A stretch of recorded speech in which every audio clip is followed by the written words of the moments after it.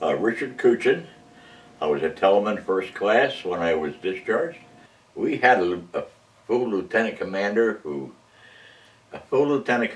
he's in the book, who was in charge of the radio of our communications shack, And, the chiefs, basically, we had one, two, three, four chiefs.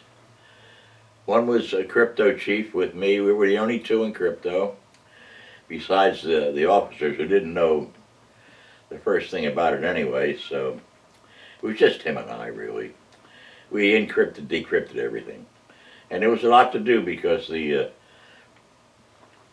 countries over there, when you're dealing with NATO, and it was fairly new then, they didn't encrypt hello, they, things that didn't have to be encrypted, they encrypted, But we finally got them out of that by, hey, you don't have to encrypt hello to us, nobody's going to worry about that.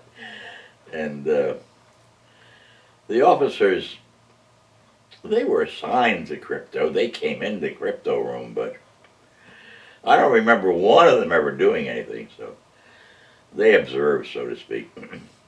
No, we had a lieutenant commander, and did we have a warrant? I don't think we had a warrant.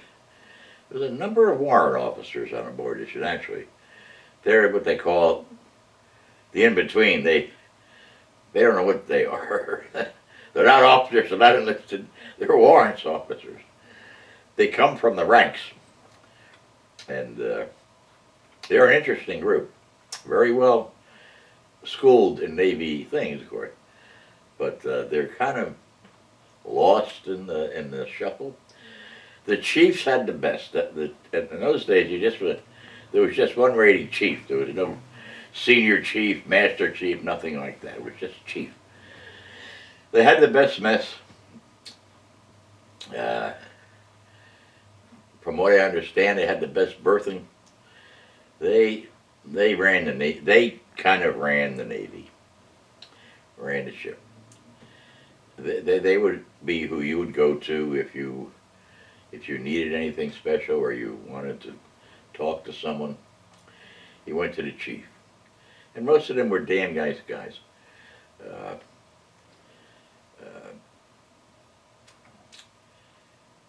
The officers were nice also. They were all pleasant. Younger than me, basically. Well, no, they were probably about my age at the end. They had been through either college or Annapolis, one or the other. So they were 22, 23, like I was 22 when I got out. But I made friends with 3 or 4 of them. Very nice people. I remember their names and everything. They were very nice guys. And they were around the radio shack all the time. There's about 3 of them that hung there all the time. They didn't have a function, so to say, but they were there. The chiefs, I was a first class. We ran the ship. We had the first ship that had a fax machine on it.